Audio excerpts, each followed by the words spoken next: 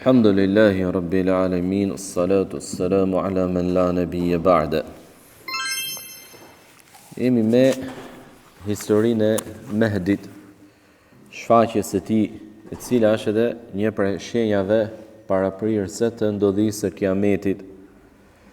Kemi përmendur disa çështje rreth kësaj shenje dhe ajo që mund të përmendim sot është domosdoshmëria e besimit të kësaj shenje, pra ardhjes së Mehdit, këtij njeriu nga pasardhësit e profetit alayhi salatu wassalam, që do të jetë prijesi muslimanëve dhe do të vendos drejtësi në tokë, do të përhap drejtësi në tokë, pra jo vetëm në një pjesë të saj, por në tokë do të mbizotroj drejtësia. Duhet dim vëllezër se ardhja e Mehdit apo besimi në këtë gjë nuk është një çështje që çdo kush mund të japë interpretimin e tij. Pra ta pranoj ose jo, ta besoj ose jo, dhe si ai që e beson dhe si ai që se beson janë të barabartë në këtë gjë. Jo, nuk janë të barabartë. Dhe nuk lejohet që ta mohosh apo ta interpretosh këtë shenjë duke e devijuar nga ajo që është përmendur në hadithet profetike. Detyra e muslimanit, jo vetëm për këtë gjë, por për çdo çështje të fesë, e cila ka argument të saktë, detyra e muslimanit është ta besojë dhe nuk ka hapësirë për mendim apo interpretim tjetër. Ja. Dhe të themi pasaj që gjithë secili është i lirë të besojë apo jo. Jo. Ne jemi të urdhëruar nga Allahu Azza wa Jall që ta besojmë çdo lajm që na vjen nga Allahu i lartësuar nëpërmjet ajeteve kuranore apo nëpërmjet gjuhës së të dërguarit të tij alayhi salatu wassalam. Prandaj është detyrë për muslimanit ta besojë ardhjen e Mehdit në atë mënyrë që është përmendur në hadithet e sakta. Tjetër gjë është se ardhja e Mehdit është nga çështjet e gajbit, nga çështjet e fshehta. Është nga çështjet e fshehta sepse flitet për diçka që i përket të ardhmes. Pra nuk është diçka që ka ndodhur, që kemi fakte historike, gjurmë historike, transmetime historike nëpërmjet librave e tjerë. Jo, është diçka akoma e pazbuluar, është diçka akoma e pandodhur. Dhe si rrethoj, besimi tek ardhja e Mehdit është pjesë e besimit dhe pranimit të shahadetit se Muhamedi është i dërguari i Allahut. Çfarë do të thotë të besosh që Muhamedi është i dërguari i Allahut? Ndër të tjera do të thotë, apo pjesë përbërëse e kësaj dëshmie është që të besosh edhe lajmet që vijnë prej tij.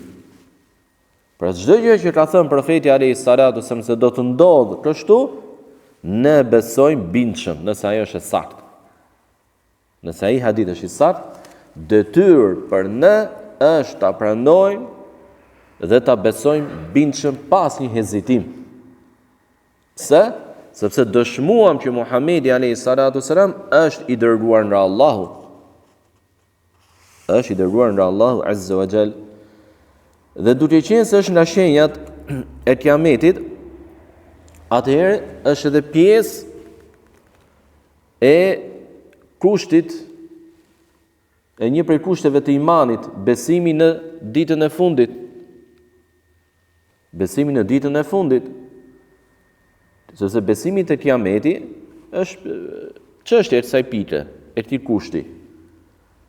Dhe shenja që e paraprin Kiametin janë prej saj. Prandaj dietarët kur flasin për shenjat e Kiametit, nuk i përmendin tek librat e fikut, tek librat e tefsirit, por tek librat e akides. Shenjat e Kiametit përmenden tek librat e akides. Çfarë do bish ka besimtari që e beson këtë çështje, këtë shenjë të Kiametit? Konkretisht me që jemi tek ardhja e Mehdit. E para, ka shpërblim nga Allahu Azza wa Jall. Pse? Sepse besoj një pjesë të fesë. E pranoj atë. Dhe shenjat e kiametit, kundërtosh edhe ardhja e Mehdit, janë pjesë e fesë, padyshim, siç e përmendëm më parë. E dyta dobi është se të shtohet besimi. Pra kur ti beson të gjitha shenjat e kiametit njëra pas tjetrës, që i mëson, që i dëgjon, atëherë për çdo pranim, për çdo besim që i bën, bindje që fiton, shtohet besimi jot. Apo jo, shtohet besimi jot. Tjetër dobi është se kur ti e beson këtë shenjë, e mëson atë në atë mënyrë që ka ardhur në hadithet e sakta dhe që ne i kanë shpjeguar në dietarët, atëherë heq nga vetja pa diturinë. Heq nga vetja pa diturinë, u njohë, e more njohurinë. Dhe tjetër dobi e madhe dhe rëndësishme, që ka lidhje me atë që përmendëm në mësimin e kaluar, është se mbron veten nga dyshimet apo nga mehdit e rrem. Kur në mësimin e kaluar përmendëm se ka pasur jo vetëm individ që pretendonin se janë mehdi, por ka pasur edhe organizata, sekte, rryma, ku përmendëm shembull konkret se mbrapa tyre qëndronin agjenturat e huaja, çifutët, rusët, anglezët, etj. Me radhë që kanë interesa për të dëmtuar fen. Që kanë interesa për të dëmtuar fen. Dhe me që përmendëm, mund t'jeni njohur me atë që është lëvizja e Deçanit, lëvizja e iblisit e Deçanit, që i ftojnë njerëzit, përpiqen me vetën ata që të ftojnë njerëzit, shqiptarët, gjojën në emrin e shqiptarizmit, që të largohen nga Islami, edhe të hyjnë në fenë të parëve tyre që sipas tyre shejtanëve qendra krishtërimi. Pra duan t'i nxjerrin muslimanët, shqiptarët nga monoteizmi dhe t'i fusin në paganizëm.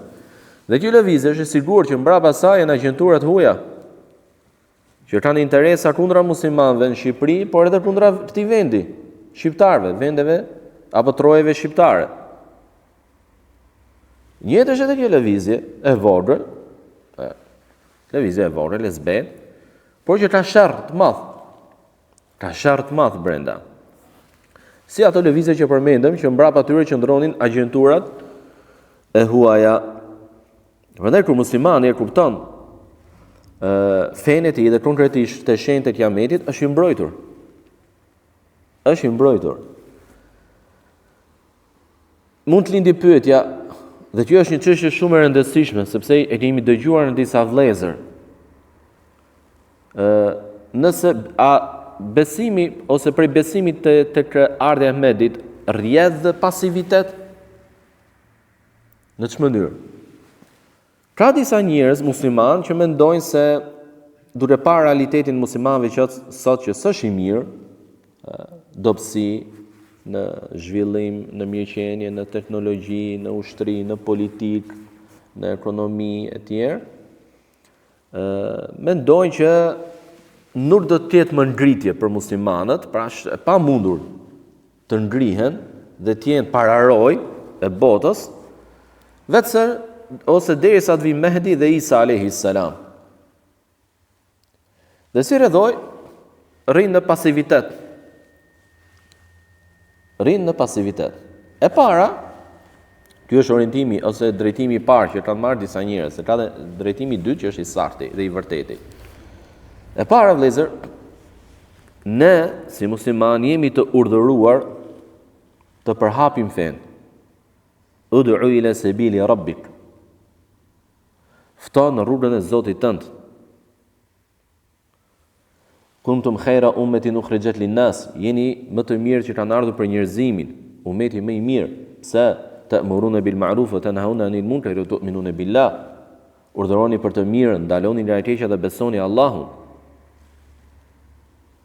Pra ne jemi të urdhëruar, ngrihet së ngrihet kjo fe, ne jemi të urdhëruar të i bëjmë këto gjëra. Çfarë? Të i ftojmë të tjerët në Islam.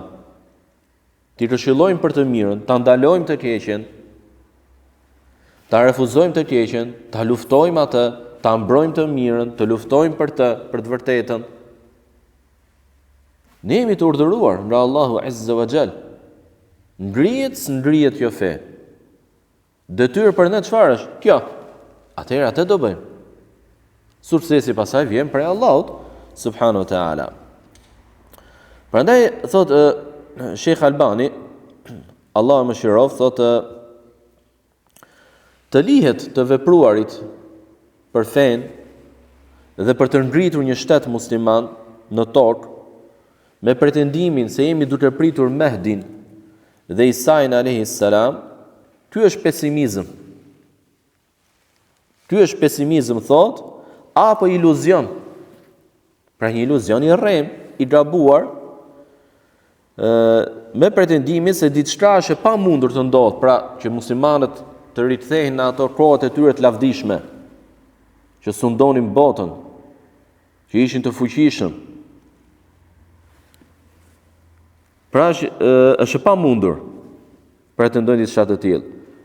Ky thot Sheikh Albani rahimullah, ky lloj iluzioni, ky lloj përfundimi është krejtësisht i gabuar dhe është pesimizëm, thot.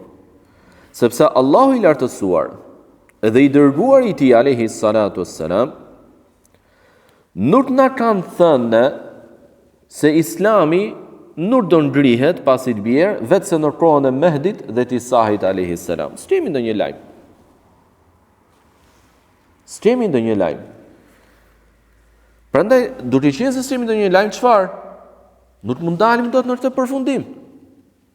Në këtë verdikt që nuk ka për të ndodhur vetëm kur vi Mehdi dhe Isa alayhi salam.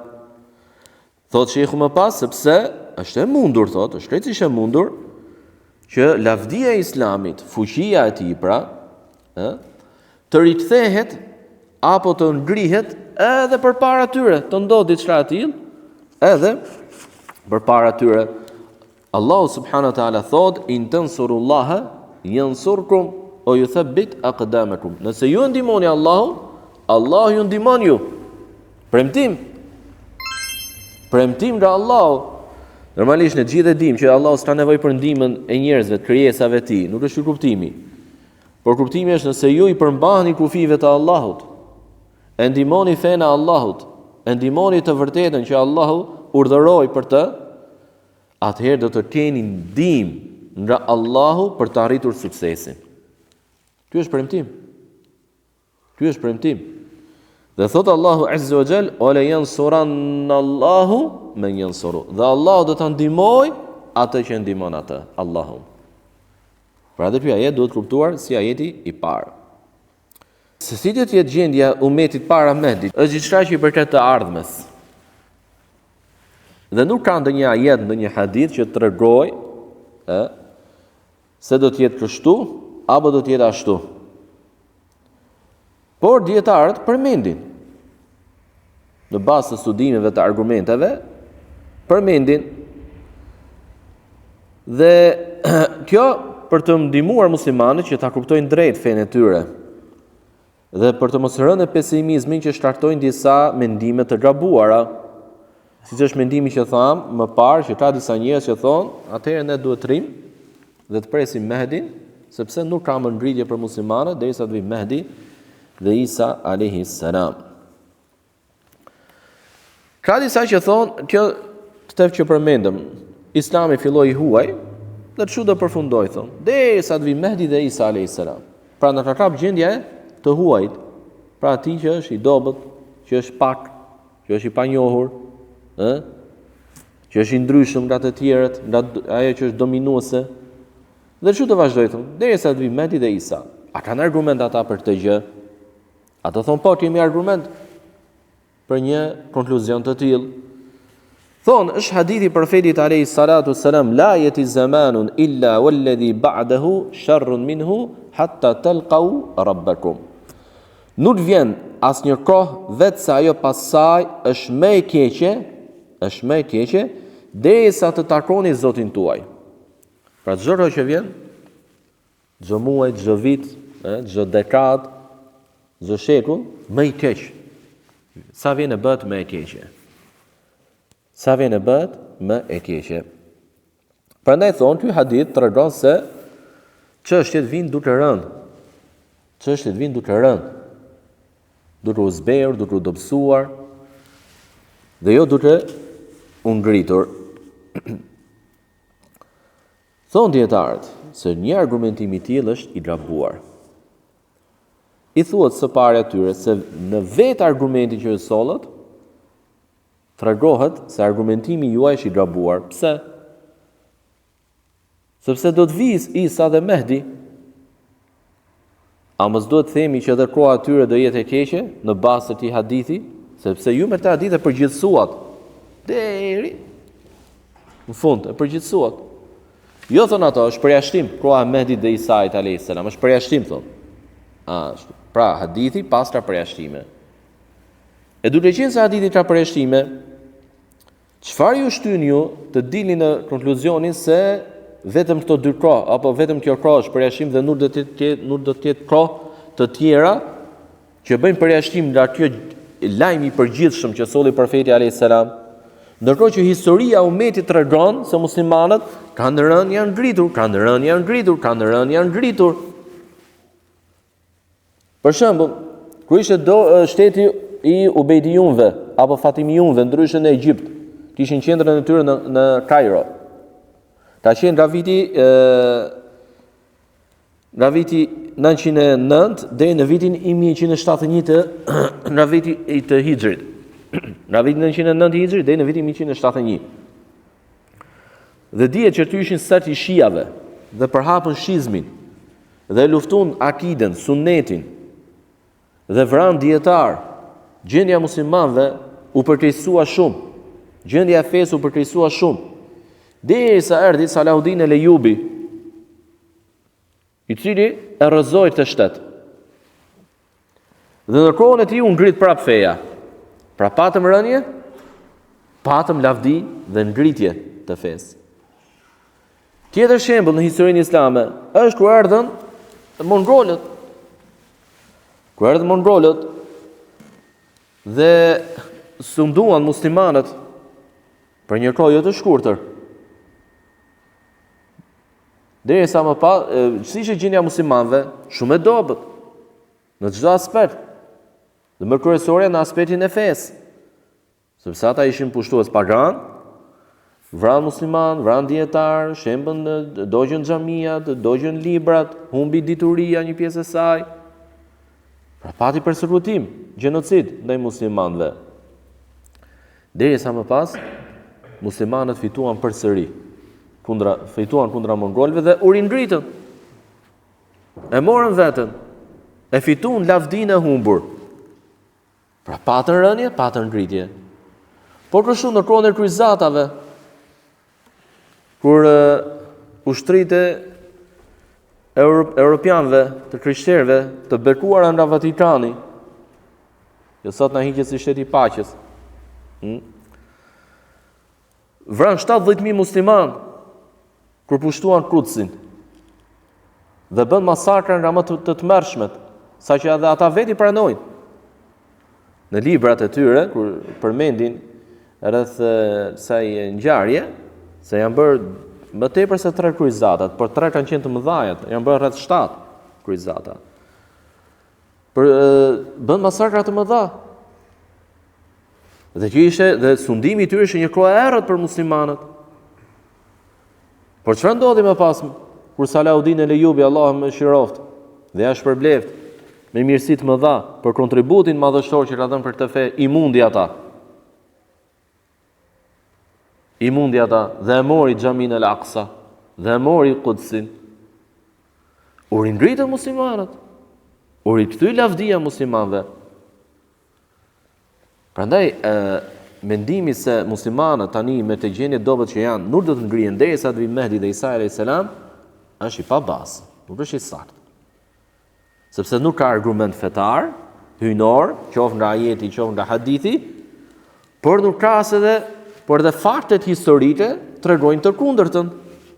Siç përmendëm këto shembuj pak më parë. Prandaj thotë Sheikh Albani, Allah më shiroft, në lidhje me hadithin që u argumentuan ata që thanë se vetëm kohën e Mehdi dhe Isës alayhis salam do të ketë ngritje. Thonë, duhet të dim, thot, se lavdia e Islamit nuk mund të mendohet se do të jetë dhe nuk mund të besohet se do të jetë vetëm në kohën e Mehdit dhe Isës alayhis salam. Sepse është tepër e mundshme, thot, është tepër e mundshme që një gjë e tillë të ndodh edhe para Isës dhe Mehdit. Dhe se hadithi është i përgjithshëm, pra tregon përgjithsisht, dhe jo se në çdo etapë të kohës çu do të vazhdojë. Jo, përgjithsisht çu do të vi koha e njerëzimit, që do të jetë gjendja. Por jo se nuk do të ketë raste të veçanta, periudha kohore të veçanta, përveç asaj të Mehdit dhe Isait, që muslimanët nuk do të kenë lavdi. Jo, do të kenë lavdi. Dhe një fjalë tjetër të tij thot se Mehdi, ardhja e tij, thot, do të jetë qëndrimi i tij do të jetë 7 vjet. Dhe është e pamundur, thot, që për 7 vjet Mehdi të arrijë të realizojë projekte të mëdha që profeti alayhis salatu selam si bëri për 23 vjet, që ishte dhe i dërguari i Allahut. Pra profetit alayhis salatu selam deshën 23 vjet. Nëse themi se Mehdi do të vi, apo gjendja kur do të vi Mehdi do të jetë totalisht e dobët për muslimanët, atëherë është e pamundur që ai për 7 vjet të ngrejë muslimanët dhe të vendosë drejtësinë në tokë. Por dhe dietarë të tjerë bashkëkohor përmendin se në bazë të studimeve kanë thënë se ardhja e Mehdit do të paraprihet nga ringritje e fesë dhe nga ringritje e muslimanëve, jo vetëm në aspektin fetar, por edhe në aspektin teknologjik, që është sot, në aspektin e forcës. Pra muslimanët do të kenë zhvillim. Muslimanët do të zhvillohen. Dhe kur të ketë këtë para përgatitje, atëherë do të jetë koha përshtatshme për të ardhur edhe Mehdi, i cili për 7 vjet më pas me këtë kapacitet që ka gjetur tek muslimanët prej zhvillimit që kanë ngritur, që kanë ndërtuar, do ta ketë edhe më të lehtë që për 7 vjet të vendosë drejtësinë në tokë. Dhe thotë Sheikh Albani rahimullah, Mehdi nuk është gjë tjetër vetëse një nga ata persona që ka përmendur profeti alayhis salatu në hadithin e tij që në çdo 100 vjet Allahu dërgon dikën që për të rinë fen. Sepse Mehdi nuk është pejgamber. Nuk është pejgamber. Dërgon një person që në çdo 100 vjet për të rinë fen. Dhe projektet e mëdha që do arrijë Mehdi, patjetër që kërkon një parapërgatitje, patjetër që do të ketë një parathënie që do të ndihmojë atë në realizimin dhe përmbushjen e asaj që ka premtuar profeti alayhi salatu wassalam.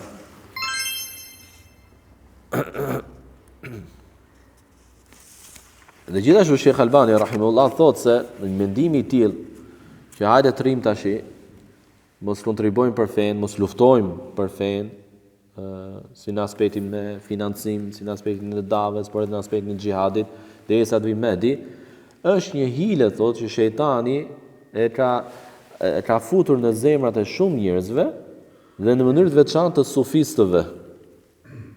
Në mënyrë të veçantë, thotë, të sufistëve. Dhe diçka e tillë është pesimizëm dhe pasivitet, por është krejtësisht e pavërtetë.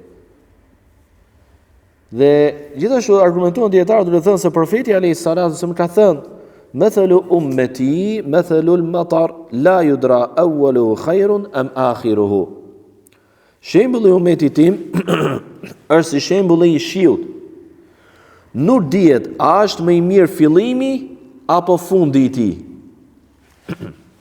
Çfarë tregon ky hadith? Ky hadith tregon se muslimanët dhe lavdia e tyre nuk është e përkufizuar vetëm në brezat e mëparshëm, jo, por do të ketë edhe më vonë, në periudha të ndryshme të kohore, do të kenë lavdi muslimanët dhe faktet historike e mbështesin këtë gjë. Dhe gjithashtu profeti alayhis salatu wasallam ka thënë: "La yatazalu ta'ifatun min ummati yuqatiluna 'ala al-haqqi dhahirin ila yawm al-qiyamah." Thot profeti alayhis salatu wasallam, vazhdimisht thot, do të ketë, thot, Një grup nga ummeti im që do të luftoj në rrugën e së vërtetës, të dukshëm, dhe do të jenë të dukshëm. Kuptimi i cili është të dukshëm, triumfator deri në ditën e Kiametit.